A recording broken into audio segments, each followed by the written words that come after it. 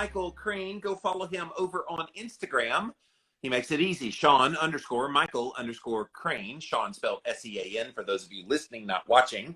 He is a life coach, a best-selling author, keynote speaker, and guys, he has one of the more incredible stories I think I've ever heard in my life. I'm going to have him tell you. I know he could probably go on for hours, and you told it a million times, but the Cliff Notes version of your story, because I want to get into a lot of the mindset things that you do now in your work. But welcome to the show. Tell us why you're a mindset coach now, why you're into life coaching, because you had some shit go on in your life. Yeah, well, first of all, thank you for having me. Really excited just to have this conversation with you. Love your energy, love everything that you're, bringing to your audience and what you talk about. Yeah, so my journey, man, to sum it up, I had to change my life from a jail cell. I was looking at a life sentence in prison, and it really woke me up to these truths that I think we're all aware of, but we don't practice in our lives because things aren't that extreme, or we don't have to. Like we're okay. But for me, it was pure survival. Like I felt if I didn't implement these things that first started here, and then followed through with action, that I literally was going to lose my life. That's what I felt like. Facing a life sentence, man, I don't know if anybody watched or you've had any close encounters with death, but I imagine if someone went to the doctor and they found out, their life was coming to an end, they had leukemia or some form of cancer, they'd be able to really tap into some things within themselves that they probably see or feel in everyday life. Yeah. And that's really what I experienced. I felt like I was losing my life. And I was able to see through all the bullshit real quick, all the excuses. Go ahead. Let's be clear, because you were 23 years old when this happened. How old are you now? I'm 33. So you're 30. So 10 years ago, you were incarcerated, and we don't have to talk about the specifics of why, although I think it's an integral part of your story, because you didn't do what they accused you of doing that you got jailed for. But I think it's important to know where you were in your life. 23 years old. I was so stupid at 23 still. So I had not figured out anything in the world. And I'm still figuring it out even at 50. But like so many things lie ahead for you. So that's part of what you were feeling, was this loss of your future. Yeah. So I'll backtrack a little bit. So growing up, I'm from Santa Barbara, California. As you can see behind me, it's sunny. It's beautiful. Like it's an amazing beach community 2 hours north of Los Angeles.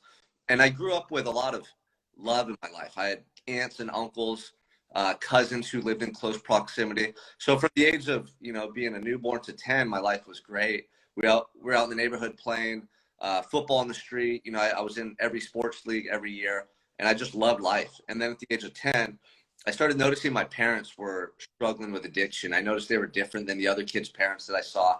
And at 14, things just fell apart. My dad was arrested in a really dramatic fashion in front of us in the street at gunpoint by the whole SWAT team, basically.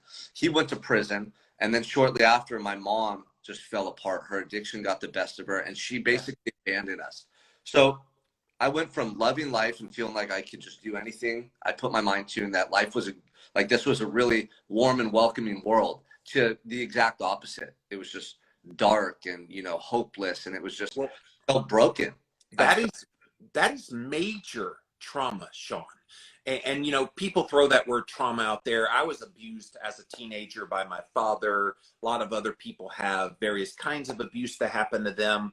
But like what you went through, like from the addiction, from then seeing your father go to prison, from being abandoned, like that's trauma on top of trauma on top of trauma, that it has to have negative consequences in your life, in your mind, in every part of who you are. Yeah, absolutely. And being so young, I didn't know how to deal with the pain. No. I remember being 14, my first month in high school as a freshman, and, trying to figure out who I am as an individual, my identity. Yeah. And now all this stuff's happening at home. And I really felt ashamed and embarrassed of who I was and what my life had come to. And I'll never forget getting up in the middle of the night. I can't sleep, thinking, oh my gosh, how did this happen? Like what happened to our lives? We had a good life. And I'd be crying, not knowing how to deal with this pain, but I never wanted to show anyone that side of me, because I thought that, crying or showing emotion was weakness. We got to be strong. We got to be tough. All that BS that really causes us harm long term. So, Well, and we put on those masks thinking that we're protecting people from seeing the ugly side of who we are. But what they don't realize, and I know we're going to get into this, I'm loving your story, but when they take the mask off and they make themselves vulnerable and they share those pain stories, what relatability, how many people go, oh my God, you too. And it's like this revelation that unless you go through stuff and know that other people are also going through stuff, you feel all alone.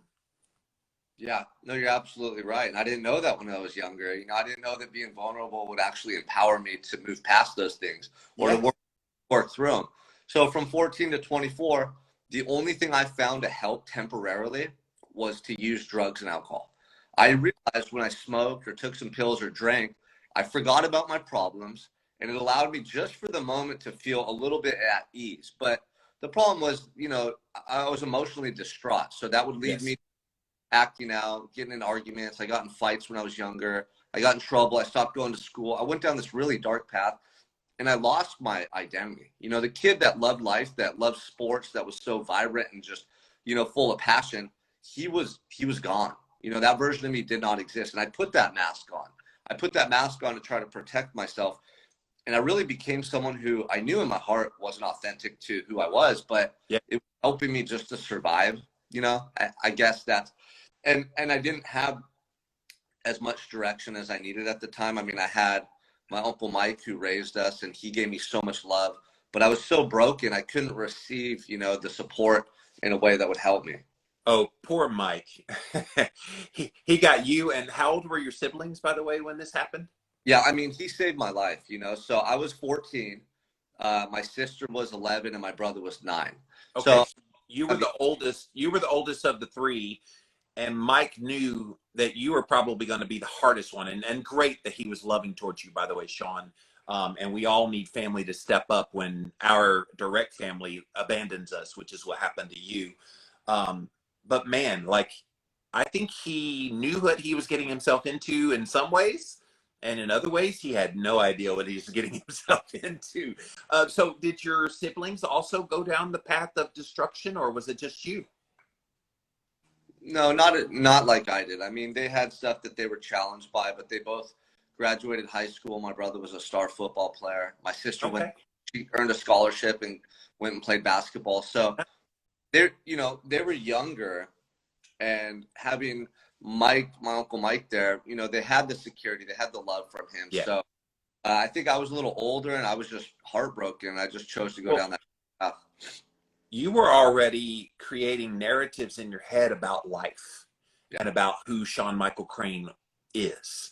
And those narratives were ruling who you were. And you were mimicking a lot of the patterns that you observed from your parents. Like, I don't think you would have turned to drugs and alcohol as an escapism to your pain if you had not first observed it in both your mom and your dad. And what's ironic about it is we say, well, we don't want to be like our parents. I always said, oh, well, I would never beat a kid if I had kids. I never would beat kids because my dad beat me. But I know in my 20s, if I'd had a kid, I probably would have beat the kid because that's what I knew. That's what I saw. That's what you do. And so same for you when you were 14 and all this craziness was happening, chaos was happening in your life. You turned to drugs and alcohol because that's what you knew. Yeah, you're absolutely right. I mean, as angry as I was at my parents, I started becoming a lot like them, you know, and Yes.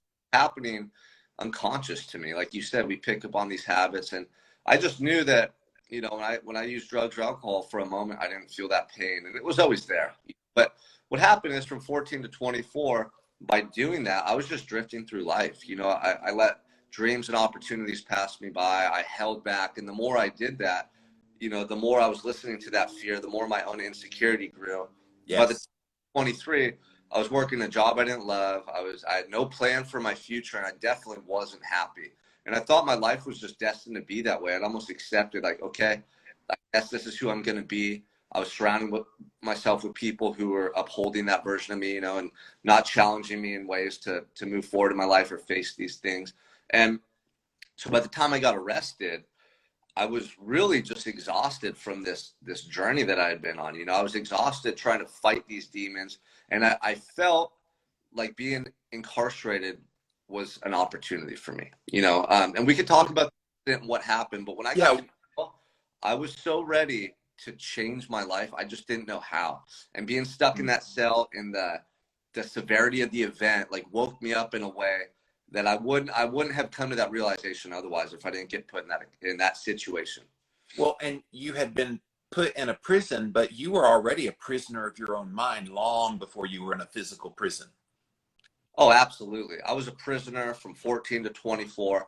And that's one of the reasons when I came home, I wanted to start coaching people and sharing my message on a broader stage or to a broader audience, is because there are so many people that I see or talk to on a daily basis that are trapped in a prison of their own creation. Yes. Their limiting beliefs, their excuses. They don't realize what they're doing to themselves. They think it's their parents. They think it's society. They think it's all. Yes. And the thing is, when they get to the end of their life, they're going to be able to see through all that bullshit just like I did. And they're going to go, oh my gosh, I did this to myself. Yes. And they're going to think about all the things they wanted to do, that person they wanted to be, and they won't be able to go back and do it over. And that's what I felt in that cell at 23. I was shocked to see that, no, it wasn't my parents. It wasn't the other kids. It was my choices. I did this to myself. And that pain, that regret was so severe, man. I get chills talking about it. It changed something in my brain, and I've never been the same since, because I felt that. And I felt like I was this close to losing my life, and I saw all the things that I didn't do. I thought about every excuse, every choice that led me to holding back and allowed opportunities to pass me by. And I was so upset with myself.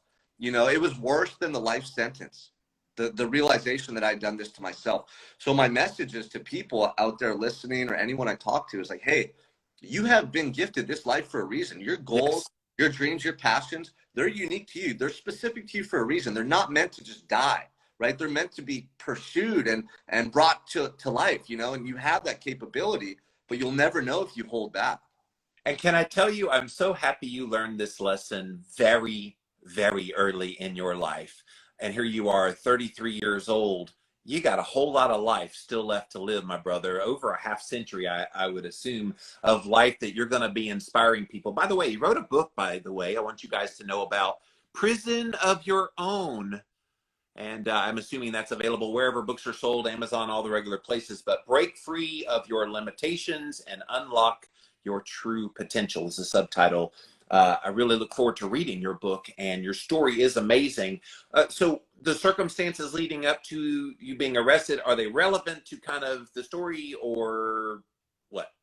Yeah, they are, because, gosh, I mean, you couldn't have written it any better. And what I mean by that is, like, the way the event unfolded that night happened perfectly in order for me to look like a guilty individual. Yeah. So I was at a party where I didn't know anybody. I went there with my childhood friend. We were going to drink and socialize and then go downtown to bars and hang out with some other friends that night. And we got to the party, and we knew one girl there. We knew one girl, so we were talking with her, and she had come with 3 other guys. And I knew of those individuals. It's a small area, Santa Barbara, but we never hung out outside of that party. We knew each other's names. We knew each other's reputation, but we never hung out. And somewhere along the way that night, they got into an argument with another group of people I'd never seen before. And it died down, and everything was fine. And so a couple hours later, I'm going to leave, and everyone's just dispersing. The party's over. Well, those 2 groups of men, start getting into another argument. Now everyone's outside face to face, and you could tell there's going to be some type of fight. And here I'm drinking, I'm altered on drugs, and like an idiot, I'm in the mix. I'm like right there seeing what's going on. I want to see a fight, like just being really careless, I guess you could say. So the fight breaks out. And you were 23. Of course you were careless. You were 23. So. Well, this happens every night. You go to a party from 23, and people get in wrestling matches and fights. So I didn't think anything of it. But everyone started fighting, and it was chaos. There was a lot of people involved in this fight. And I ended up getting tackled from the side, and I thought I was getting jumped by a group of the guys. Like, I didn't know what was going on, but I got slammed into a car, and then I got slammed on my back. And I was bear hugging someone like this because I was holding him close to me because I didn't want him to start punching me. Yeah. And I start getting kicked in the head and hit by whoever was tackling me, because it was more than one person, and nothing happened. So I started trying to roll the guy off of me, and I couldn't. He was a really big individual, and finally I did. Finally I was able to roll him off of me. And as I was standing up, my only thought was, he's going to start hitting you, so defend yourself. So I threw 2 punches that kind of glanced by the side of his head. They didn't even hit him, but he stayed face down on the grass. And I stood up and I looked at him. I thought it was awkward or weird that he didn't get up and try to attack me. And that's when I heard my friend from childhood that I went to the party with saying, Sean, let's go, let's go, let's go. And I started limping over to him, because when we got tackled into the car, my back and leg got pretty messed up. And as I got under the street light, he looked at me and his eyes got big like this. He's like, what the hell, dude? You're covered in blood. Yeah. And just dripping off of my face, all on my shirt, everywhere, blood. And I was like, oh my God, you know, what is going on? And he just started running up the street. He's like, let's go, let's get out of here. And I could hear sirens off in the distance. People were just screaming and running everywhere. And I started following him. And I got around the corner, and there was a laundromat. We ducked into the laundromat literally as cop cars were racing by. It was like something out of a movie. And I'm just reacting. Yeah. He threw me a shirt that he had found in the dryer in that laundromat, and I put it on. He's like, you can't walk around like that. You're covered in blood. And he's like cleaning me up and stuff. And he had called a cab because he knew we were leaving. So literally 100 yards up the street, there's a cab. And I limp over there. I jump in the cab and we go back to his place. And it was just happening so quickly. And the next day I got up. You know, we passed out that night. I woke up and I knew something bad had happened. I Googled it. I said, fight on the Mesa. Sure enough, it said 2 men had been stabbed. One is critically injured. He's in a coma that they don't think he's going to make it. And right then and there, I knew something was coming. I thought I was going to be arrested and questioned and pressed for information. I had no idea that they were looking at me as the main suspect.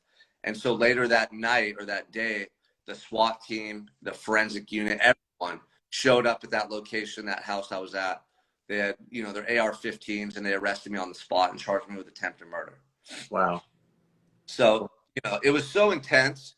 And the way the event unfolded, like everyone came out of the party when they heard the noise. They didn't see the initial attack, the stabbings and stuff that took place. I didn't even see them. What they saw was me getting off this individual, you know, and throwing those 2 punches and him face down. So the cops arrested me, saying, everyone at the party saying, you did it. And they had my bloody shirt, and it looked horrible, you know. And I know now, and I truly believe this in my heart, that everything happened for a reason. That individual survived, you know, everyone survived. But the way those details in that event unfolded, I know it happened for a reason, how it changed my life. And it's incredible. It's surreal. A lot of people ask me, Jimmy, how do you get such good deep sleep? Well, there's a lot of things that I do, but one of the newest things that I recently added is this upgraded magnesium from a company called Upgraded Formulas. Go to their website, upgradedformulas.com, and you can learn all about this nano technology that they use for this particular mineral of magnesium. Again, it's called Upgraded Magnesium, and it's got all the different forms of magnesium in it, using the nanotechnology so it gets absorbed a lot better. Guys, I have seen my deep sleep improve by as much as 30 to 40% simply by adding in this product along with sunshine exposure, darkness in the room, cooler temperature, all of the things that I always have done. So again, upgradedformulas.com is the website. Go check them out. Man, in the moment, that's intense, dude. So thank you for sharing all those details. And wow, like, and at that point, you knew your heart was sinking. Holy crap, there goes my life. I'm going to get life in prison. And so what happened? You went to prison and you talked about everything changed for you. How did you get out after all those accusations? Obviously, you were convicted, right, of murder. Didn't that require you to be in jail longer than you were? Yeah, so I'll never forget the first day at court. You know, I was walking in, I was all shackled up. The news press was there taking my picture, and it was pandemonium in the courtroom. Everyone's like trying to figure out what's going on. And my lawyer walked up to me, and I, you know, for a second I was hopeful to see somebody who was on my side because no one else believed me. And the only thing she said to me, she walked up, she goes, hey, the judge and the DA, the district attorney, the prosecutor, they want to change your charges to homicide. They don't think the victim's going to survive. They're going to amend your charges today. That's what we're doing here. And then she walked away. So my lawyer didn't care. She didn't believe me. The DA and the judge wanted to send me to prison for the rest of my life. The cops thought I was guilty. All these people at the party told on me, about 10 people, even my best friend who I went to the party with, who knew I was innocent. He was right there when the event took place. He could have said, hey, Sean didn't do it. Sean did not do it. But he was charged with accessory. So he was so scared that he just wanted to distance himself from me. You know, had he realized that, hey, if Sean gets found innocent, I'm innocent too. But no, yeah. He cooperated with the cops. He told them whatever they wanted to hear about me. He just painted a really bad picture of me at the time. So I had every right in the world to be furious and upset and mad at these people, but I wasn't. I knew I couldn't waste any energy being angry or upset or blaming anybody. You know, my choices led me to being at that party. My choices led me to being out on that lawn. And I took full responsibility for everything, for being in that jail cell, despite the fact I was innocent. I had to. It was. Can I ask you though, because in the moment you were in your early 20s. Yeah. I don't know anybody in their early 20s who has that kind of maturity to say, well, I'll own it and it's on me. That's probably reflectiveness, right? Many years of you like looking back on this experience in your life and kind of going, oh my gosh, yes, of course it was all on me. It was all my choices. In the moment, it could not have felt that way. You'd be surprised. So people get shocked about two things that I described with the story: taking responsibility, yeah, and looking at it as a blessing, not a curse. So what I mean by that is from 14 to 24, I was living, I was in a living hell. Yeah, I'm so heartbroken and distraught every day of my life from 14 to 24, that when I got there, I felt like this relief, like, oh my God, I can let go. God, I was so exhausted from holding up this persona of who I needed to be. You know, in school, I acted like the tough guy, the cool guy. Like, I put on this front, this show for people to try to protect myself. So by that moment, I was like, you know what?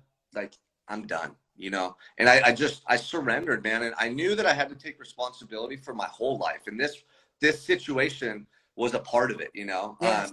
It was really like making an amends with myself for who I was and the way I chose to live. So no, in real time, in that experience, I started taking responsibility for my entire life. And I'm so grateful I did, because if I would have been resentful at everyone and blamed them, I would have just been fixated on things outside of my control. Like, why are they telling on me? Why doesn't anyone believe me? And I would have just been pouring my energy into things I couldn't change. So by taking responsibility, it gave me back the control. You know, it gave me back the power to change my life. And so, you know, for 6 to 8 months, this was my mindset. Like, this is my second chance. Maybe this is a blessing in disguise. Like, maybe this is, you know, my redemption. This is what I needed. I just started entertaining these thoughts on a daily basis rather than, oh my God, my life's over. Poor me. I'm going to prison forever. I just started believing that somehow, some way this experience could help me. And then one day at court, my lawyer said, hey, they are willing to drop your charges to assault with a deadly weapon. If you plead guilty and you don't take it to trial, you'll get 7 years in prison instead of the potential life sentence. So by this time, the victim made a full recovery. It had been 6 to 8 months. And the changes I was going through and the type of like internal transformation that I was experiencing, I just felt in my heart that I could use this time in prison to my advantage, and I would get out and have, you know, decades in front of me. But if I fought it and I still continued to almost like keep, like, for me, fighting it was almost going backwards. You know, it felt like to accept it and, you know, and trust and believe in this path that I was on now. So I did. And I took that plea deal with the mindset that I'm going to make this the best 7 years of my life, that I'm going to use this experience to transform everything about me, to improve every day. And I'm going to come home with so much momentum, and I'm going to be the best version of myself I could ever be. And that was the attitude that I had going into prison. And man, you know, those 5.5 years that I ended up doing became the most productive, focused, and honestly the best years of my life to that point. Yes, dude. Oh, wow. Like, you were innocent of what you were being accused of, but you took a plea bargain deal of a lesser charge to still serve time, but not life, so that you could make this transition. I almost see this incident as a reset on Sean Michael Crane's life, because your life had been effed at that point since you were 14. And you needed something that would shake it up, because who knows, you might have killed yourself, you might have overdosed on drugs, or died in a drunk driving accident. Who knows what would have happened? But as you said earlier, everything happens for the reasons that maybe sometimes we don't see in the moment. And now this book here, Prison of Your Own, which I assume a lot of the concepts that you talked about in that book were born out of your time in that cell, 7 years. It's now in a lot of prisons. Did I read that right? That there's like 100,000 copies that have been put into prison so prisoners can read it? Yeah, it just got approved, this past year. So there's 200,000 copies available to inmates, and that's incredible, man. Yeah. Once that deal went through and we were able to get that going for the guys in there, that's what this journey is all about, man. When you start doing the right thing and you follow your heart and you be that person you want to be and you just don't hold back, doors open and things happen that you never could have dreamt of. And that's been the story of my life ever since. I mean, so I made 2 promises to myself in that cell before I got sentenced. Number 1 was that no matter what, every moment for the rest of my life, I was going to be my true self and my best self.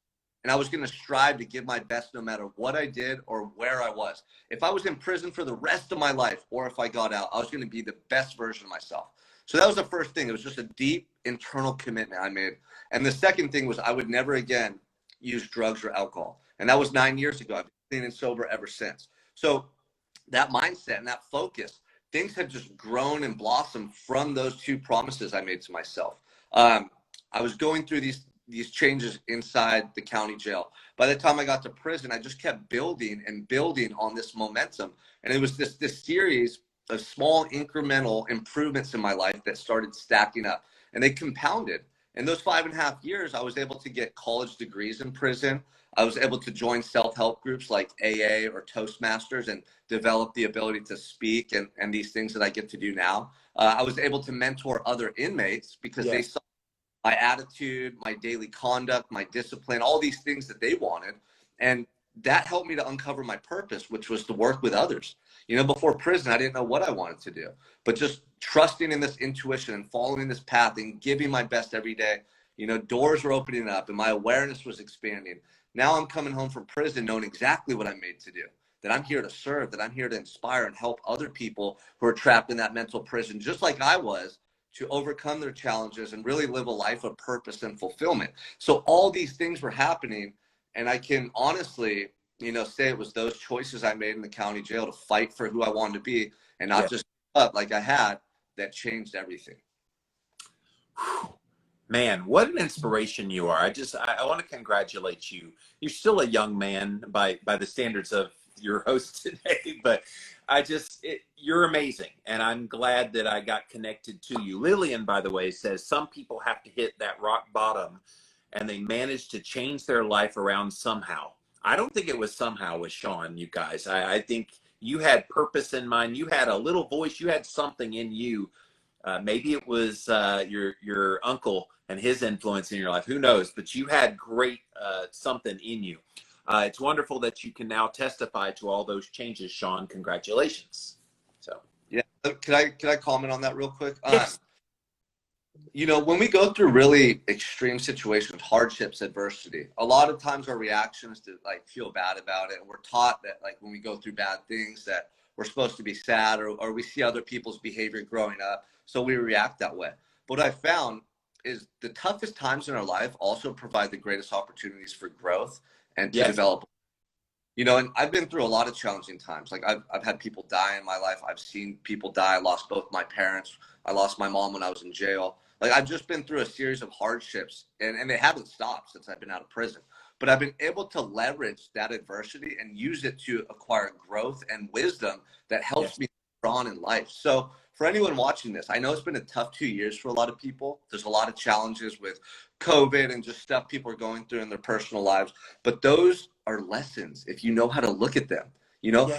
Find the good or the potential positive that's going to change your mindset or help you in future situations. So I just wanted to share that because I honestly get excited when I'm faced with adversity now because of what I've gone through in the past And I know it's going to prompt me to grow or like adapt in some way that I otherwise wouldn't get the chance to. Did you go keto and thought you had to give up wine? Well, let me introduce you to Dry Farm Wines.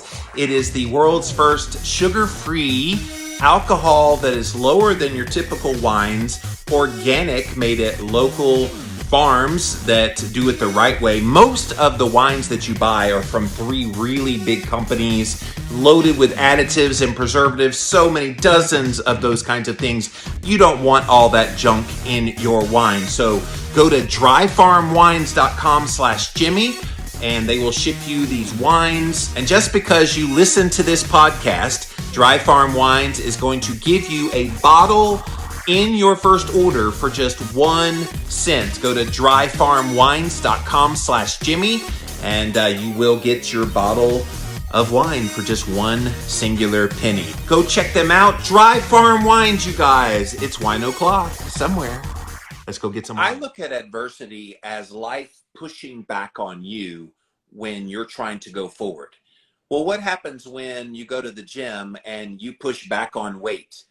You get stronger, right? So yes, in the moment, it breaks down the muscle fibers, but then in the recovery time afterwards, you get stronger. This is why I tell people, do hard things. Like, don't hold back on doing things that you want to do in your life. You're capable of literally anything you want to do. Yes, things will get hard, but that's what you want. Lean into that hardness. Currently, I'm on a challenge this year, Sean. I have an ice bath tank back there in my backyard. And I get in every single day, 32-degree Fahrenheit water for 5 minutes. And I'm doing it all year long in 2022 on purpose. I want to do hard things so my body will then be ready when the real hard things come. Absolutely. I love that. I saw you doing the ice baths, and I agree. I mean, that's challenging. But over time, you know, the mental toughness you develop and the resilience, you know, it carries over into other parts of life. And that's what people don't realize. Like, I go out every day and run or exercise, or I'm always looking to challenge myself, because when you develop yourself that way over time, guess who's showing up in the hard parts of life? Guess what version of yourself you're bringing into that relationship, or, you know, that change in your career, or whatever it is you're going through. It's not like the tough work you do in the gym stays in the gym. That carries over and goes with you. So I love that. I can't wait to get one of those polar plunges. I'm going to build, and I'm going to do what you're doing, because not just for the mindset, but, you know, the physical benefits and what it does to you internally, your body's hormones, your brain chemistry. It's so good for you, man. So good. And to the point of pushing yourself to do hard things, instigating you doing more hard things. Guess what I'm currently doing as of the recording of this? I'm approaching 100 hours of salt and water only fasting. Now, would you know that me talking to you on camera, I don't look like I'm weak, do I? No, man. Good for you. I think the most I did was 48 hours or 60, but 100. That's amazing. Yeah, I wrote a book a million years ago about fasting called The Complete Guide to Fasting. And so I'm kind of a veteran of fasting. I've done many 21-day fasts. Of course, I'm a big boy, so I have the ability to do it probably better than someone lean and muscular like yourself. So yeah, dude, it's amazing when we push ourselves to do those things that we think are impossible up here, and then we do them. That does something to just kind of free you to literally think you're invincible. You can do anything. Yeah. Can I share something about that? Please. So when I first got incarcerated, I had said no to everything in life. Like, any opportunity to grow or challenge myself, I got in the habit of saying no. You know, I just stopped trying things, and I kept myself stuck in life because of that. And the longer it went on, the harder it became to break out of this shell, this mental prison I created. So when I was locked up, I was writing letters and stuff back home, communicating with my family. And my spelling, I noticed my spelling was horrible. My penmanship was very bad. I didn't really try in high school at all. So it had been years of me doing these things. And I had this limiting belief that, I'm just not smart. I'm not very intelligent. Right. I'm good in social situations, or I'm athletic, but I'm just not an intellectual person. And I kept asking my cellmate at the time, how do you spell this word? How do you spell that word? And one day he literally took a small pocket dictionary and threw it at me, and it hit me in the shoulder. He said, hey, look it up for now.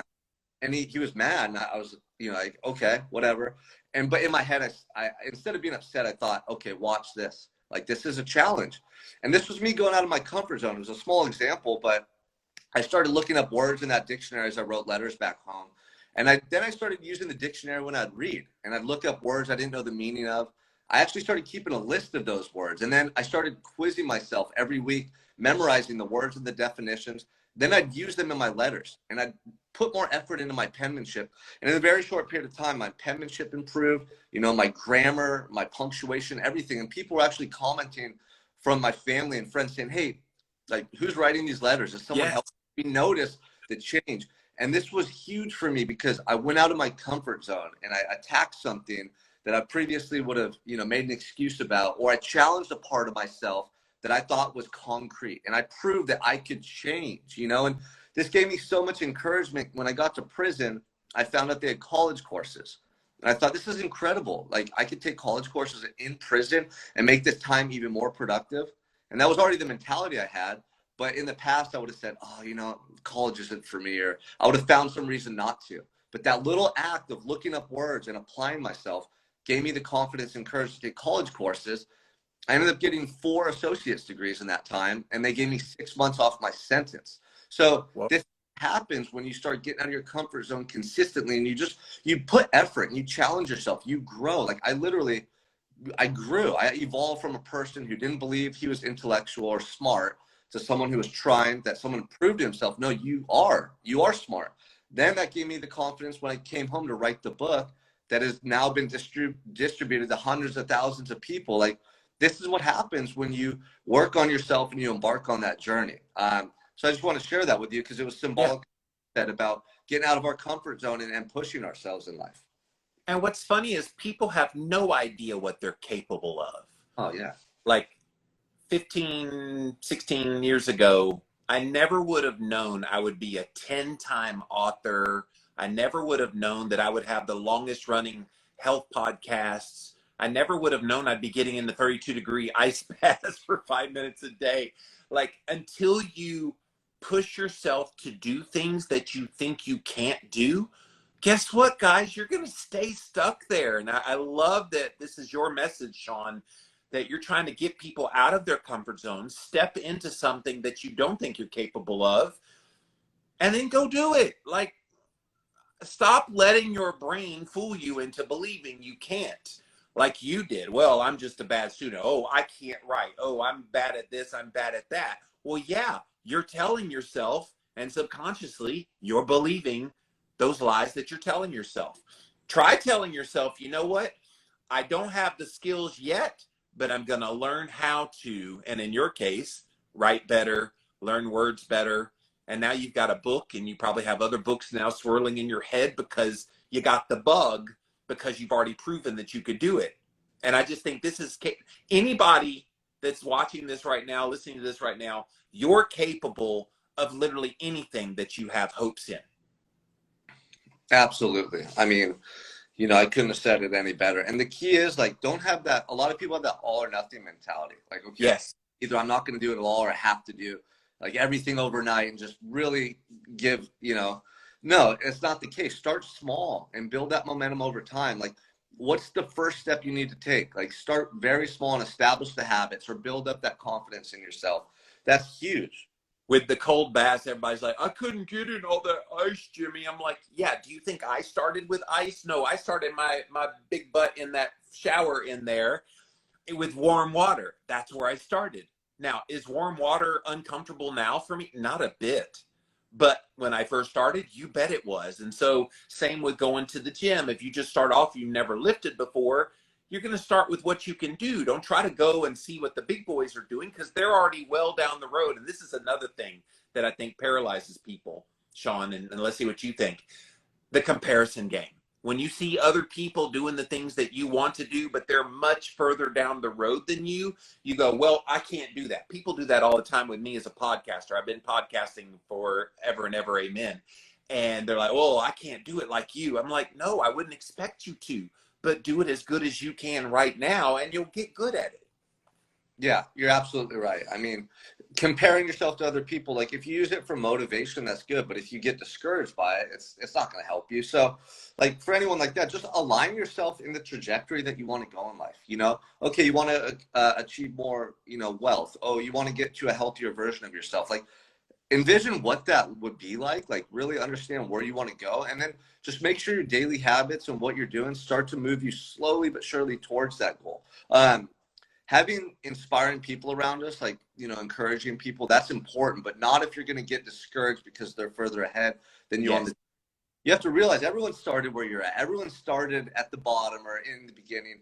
That's the journey that you go on, and it's different for everybody. So I want to talk about your mindset program, by the way, Convicted Mindset, if you want to go follow that over on Instagram, but convictedmindset.com, the world's most powerful coaching program for men looking to achieve their best selves in this life. Thank you, by the way. I think there's so many resources for women, and we love you ladies. Don't think I'm dissing on you guys by saying this, but guys, we get the short shrift when it comes to self-development, personal development, personal growth, tapping into vulnerability, all these things. We get the short shrift as guys. And so thank you for making a resource available. Tell us about this Convicted Mindset program. Yeah, so when I first came home, I was doing coaching pretty much, you know, by myself, and I was working with men and women. But I noticed what you were saying, like a lot of men have trouble tapping into some emotion or having to work through the stuff from the past. So for me, I had to work through, you know, a lot of limiting beliefs, a lot of pain, a lot of trauma, and I did that in myself through writing. You know, I did that, and I call it a healing process, where I actually wrote my parents letters of forgiveness, and I thought I was gonna, you know, forgive them, and it was for them to feel like, okay, Sean's going to prison. It's not our fault. I didn't want them to self-destruct and go further down that dark path they were on. But going through that writing, that therapeutic process, I realized it was for me. You know, so much weight was lifted off my shoulders because I let go of all the past. So I started doing this work with men since coming home, helping them to work through the past trauma, their limiting beliefs, and be vulnerable and realize that's empowering. It's not a negative thing. So I work with, you know, men all over the country, all throughout the world, on these steps, the healing process, then getting more clarity around where they're going, and then their daily habits and routines. Recently, my partner Travis Ritchie and I, who's in that picture with me, we started the Convicted Mindset, which is now the #1 resource for those individuals who are currently and formerly incarcerated. And we're helping them, providing resources, providing actionable steps to change their mindset, their daily habits, and to really know that there's so much opportunity out there to live a better life. Just because you have a past like I did, or, you know, you've been through dark times, doesn't mean that you can't live a completely new chapter going forward. So, you know, we help them to work through their own limiting beliefs, to start forming a healthier identity of who they truly are and tap into that authentic self. And then what do the actionable steps look like? What are the daily routines? What are the habits I need to form that are going to align me to that life that I truly want? And we just provide them with the support and encouragement along the way, so they have that accountability and the support system they need. And we need to redefine what manhood means. Like you mentioned it earlier in your story, when you were 14, you just had to man up and just kind of take life because you had to be tough, because that's what the society tells us we're supposed to be. Now, I think you can take it in the completely opposite direction and go to mamby-pamby and lose all your strength as a man as well. But there is this nice happy medium between the traditional qualities of what a man is, and then these vulnerability and tapping into your feelings and emotions and things like that. Those are important too. All of that is strength, and we need to teach guys that the traditional roles of masculinity isn't just this tough guy exterior. It's a mixture of both. Yeah, you're absolutely right. I mean, growing up, you know, I was taught, you know, you don't cry, you don't show emotion, Right. no weakness, you got to be tough. You can be tough in different ways. Holding your emotions in doesn't make you tough. It makes you like ignorant, honestly. Yeah. One of the best things you can do is express yourself. And it doesn't mean you have to just break down on the floor and you start crying and bawling and be like out of control. You know, you have to have an outlet. For me, my outlets are exercise, meditation, writing, you know, journaling. What I found is being stuck in that cell all day is I started writing. I thought, wow, I can get this stuff out of me. I can express it and I feel better after, you know, and that was how I started to break out of this mental prison. was acknowledging what I was feeling, you know, knowing that it was okay to express it. It's okay to have feelings. We all have feelings, you know? So I think you're absolutely right. I think there's, you know, like the man 2.0 that's currently being created, where you find healthy outlets for yourself to express your emotions. You can also be strong, and you can, you know, be masculine as well. Yes. You go crush long runs, you be a good dad, you know, you be a respectful individual in society. But, you know, you if you don't allow yourself to feel what you need to feel and express it, you won't be able to show up in those important areas of your life at your best. You're more likely to be irritable with people. You're more likely to have suppressed anger that comes out at the wrong time. You're more likely to want to drink every night to numb out those feelings. There's all these coping mechanisms we develop that don't help us to be our best self. So that's one of the things I love teaching, because I want to show people that there is that happy medium that you described. So Sean, what's next for you, man? You've got a book out there. You're living your best life, it sounds like. What are the hopes and dreams coming in the years to come? Yeah, so that's an awesome question. So my family and I just bought a home, so we're relocating. I'm really excited about that. We're actually moving to Idaho from California, which is a big change, but I love it up there. There's just so much nature, so much beauty.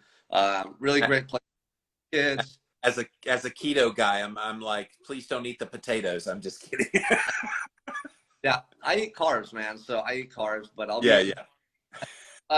and then, so, you know, obviously convicted mindset is what I'm working on. That's the project now, and bringing that to really every state throughout the country, and providing curriculum and resources and coaching related to mindset and habits for men in prison right now, and then providing them with that segue back into society.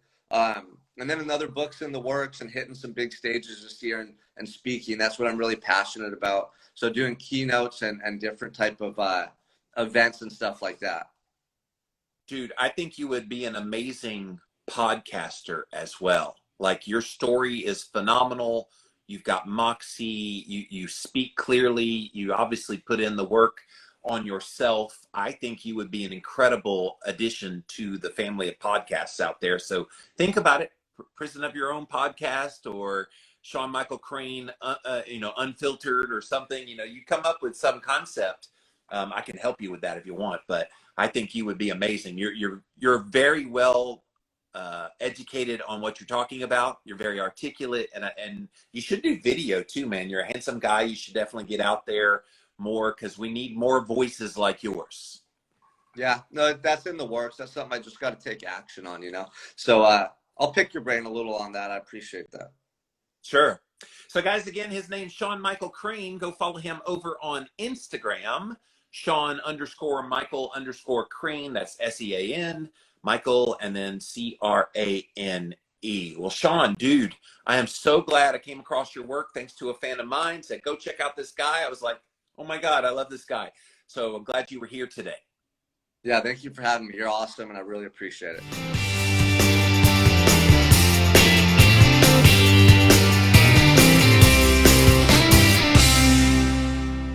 Are you tired of playing the mask game? Me too. That's why I wanted to tell you about the Unmask. This is a breathable, completely breathable. It covers, you can't even see that it's breathable, but it's breathable. Whether you're going on a plane, having to go into a store and wearing this thing, playthemaskgame.com is how you can get this mask. They come in all kinds of colors and everything. In fact, right there, you can see right through it what it is, but when you're wearing it, it does not look like it's anything different, but it's breathable, baby. Playthemaskgame.com. Have you experienced the dreaded keto flu? Did you know that most of these symptoms are actually due to your body dumping excess electrolytes? This is where Element comes in. Element is a tasty electrolyte drink mix with everything you need and nothing you don't.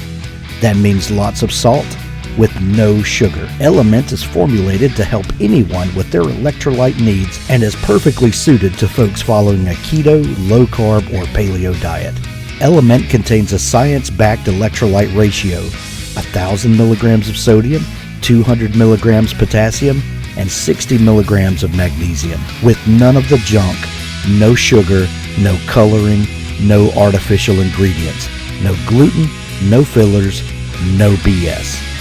Everyone needs electrolytes, especially those on low-carb diets, or if you practice intermittent or extended fasting, if you're physically active, or sweat a lot. Add Element today and see how much better you feel and perform. Use the URL drinklmnt.com/Jimmy.